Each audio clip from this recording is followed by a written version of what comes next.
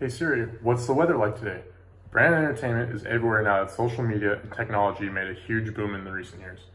Brand entertainment involves making the brand an inseparable part of some other form of entertainment or content, and it's not uncommon now to see products like Siri or Alexa being used in TV shows or movies.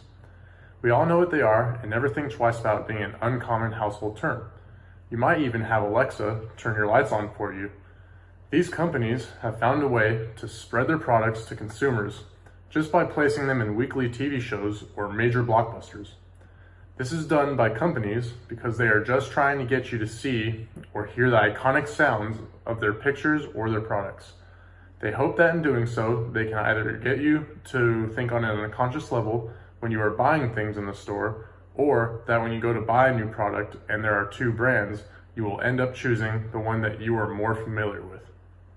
It's getting easier to block ads or to simply skip them when watching a video like Hulu or YouTube, where you have the options to skip some ads. But the products are still getting recognition, like in the movie Lil Nicky. All he eats is Popeye's chicken. The movie is basically a long Popeye's commercial. Think of it, almost all of Adam Sandler's movies involve a sort of product placement.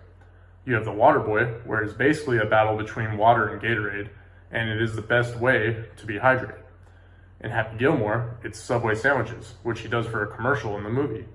This is a great example of fitting a commercial into a feature film. I believe those companies are clever in doing this. People usually walk away or they change the channel when a commercial comes on.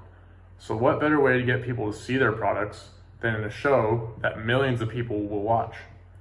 It becomes a win-win for both companies and movie producers. The product gets attention and the movie or show gets the creativity of using the product how they please.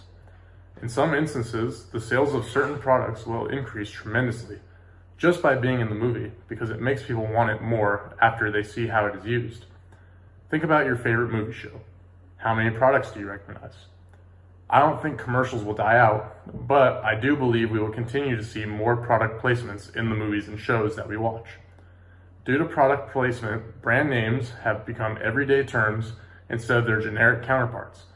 When you need to blow your nose, I'm sure you say, pass the Kleenex instead of pass the tissue.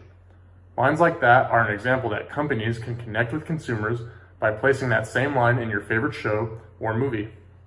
You never really think about the products that are being used while watching the show, which makes this type of marketing clever and the most effective.